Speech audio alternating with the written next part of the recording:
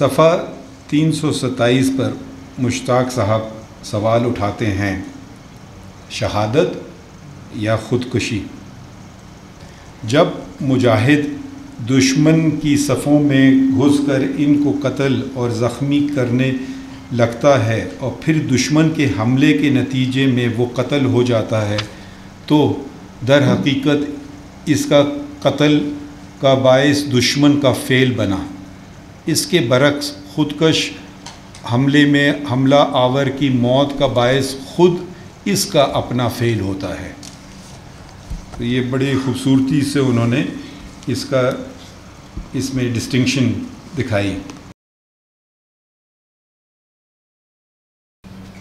ایک پہلو تو اس کے مصنف کی ہے جناب ڈاکٹر محمد مشتاق احمد صاحب، اور ایک پہلو اس کتاب کے حوالے سے ہے۔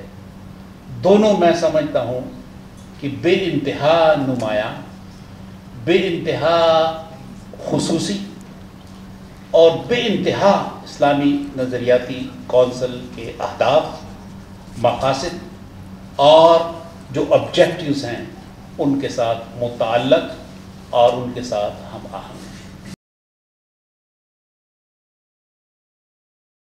جو کتاب ہے آداب القتال، 513 صفحات، 14 ابواب اور 5 ضمیمہ جات پر مشتمل۔ سچی بات یہ ہے کہ ایک غیر معمولی کتاب۔ یہ دراصل احیاء اسلام کی جو جدوجہد ہے، بالخصوص مسلمانوں کے ہاتھ سے عالمی امامت جانے کے بعد اس کی جو کوششیں مختلف علاقوں میں مختلف زمانوں میں ہوئی ہیں، اس کا دراصل ایک احاطہ ہے۔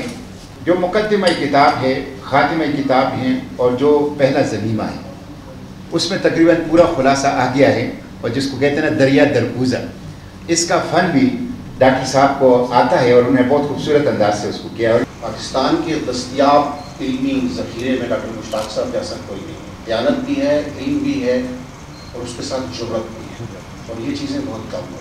اور مجھے لگتا ہے کہ یہ آپ کی 1300 صدی کے مسلم تہذیبی فکری ورثے کی ایک غیر معمولی کتاب ہے۔